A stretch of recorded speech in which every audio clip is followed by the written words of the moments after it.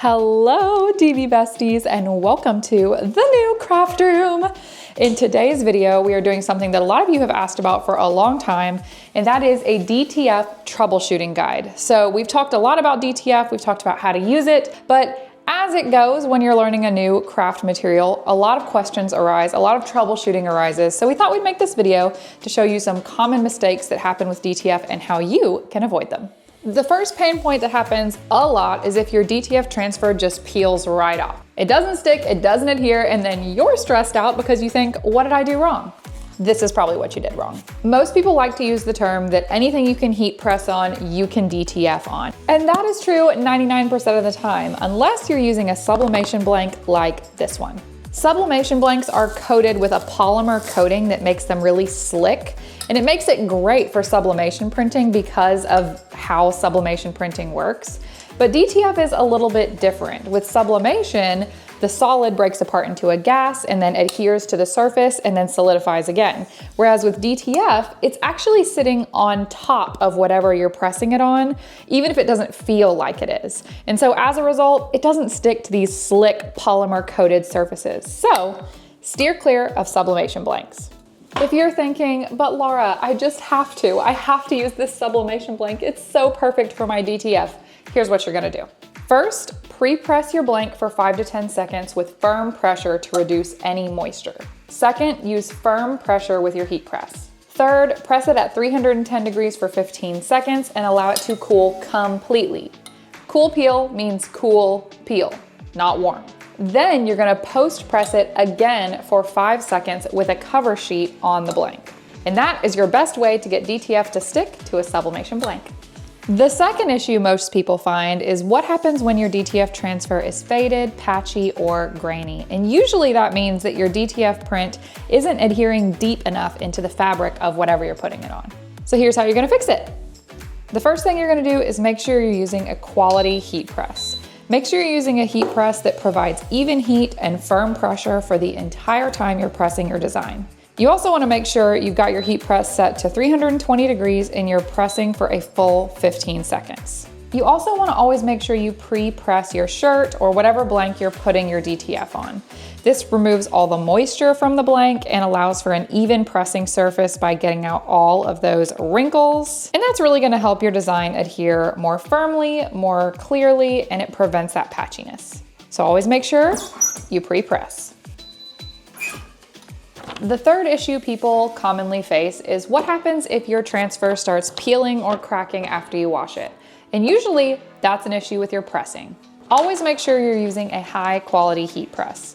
Handheld presses are great, but sometimes the corners won't be heating up as much as the rest of the plate, and you really have to make sure you're applying a firm pressure throughout the entire press.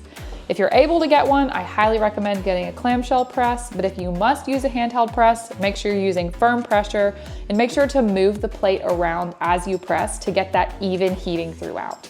Also make sure you're pressing for the full 15 seconds at 320 degrees for the entire time. Once it's done pressing, let it cool peel. Cool peel does not mean almost cool, it doesn't mean lukewarm, and it definitely doesn't mean hot. Waiting for a complete cool peel is really gonna give your transfers the most longevity. Another thing you can do to prevent your transfer lifting, cracking, or peeling after you wash it is to make sure to wait at least 48 hours before you wash it for the first time, and always wash your DTF transfer items inside out on cold. The fourth common issue people face with DTF is what if the transfer won't release from the film? Meaning you start to peel it up and it's all coming up, it's not staying on the blank.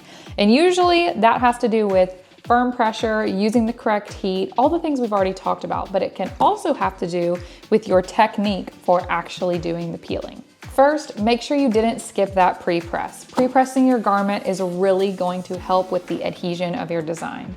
But also when you go to actually peel, we're gonna make a flat, sharp angle with that peel to help it adhere better to the blank as we're peeling away. You also want to make sure you're letting these completely cool before doing any sort of peeling to help prevent that issue. Okay, so we're going to make sure it's completely cool, which it is, so we're ready to peel. We're gonna make that very flat angle, meaning I'm gonna peel it almost back at like a harsh angle here and just slowly pull it away. I'm not pulling up, I'm literally just pulling straight to the side Taking my time with it, especially with these delicate pieces up at the edges. That's where you're gonna find the most tendency to peel, is at these delicate spots around the edges. You wanna pay special attention to those. And I'm just gonna slowly roll it away at that harsh, sharp angle. And that's how you get a perfect peel every time, nothing left behind. I do have a bonus tip for you today, and that is do a post press. I sometimes like to post press my designs for about 5 seconds, still using 320 degrees, just for extra adhesion. It's really gonna help prevent cracking, tearing, lifting, fading, all of the things we've talked about in this video today. And just that extra press can go a long way, because now we've removed the protective layer so that it has direct contact with the design. So I'm just gonna give it a 5-second press, and then I'm done. Okay friends, this has been our DTF troubleshooting guide, and that is how you get perfect pro quality results with your DTF each and every time. Let us know what questions you have in the comments below. Let us know what you want us to do next, whether it's with DTF or something else. We are here to be with you every step of the way along your crafting journey. We hope you are loving DTF as much as we are, and I can't wait to go wear this shirt. Oh yeah, also don't forget to like, subscribe, and hit the notification bell if you haven't already. We make new videos each and every week, and we can't wait to see you back here next time. Bye, DV besties!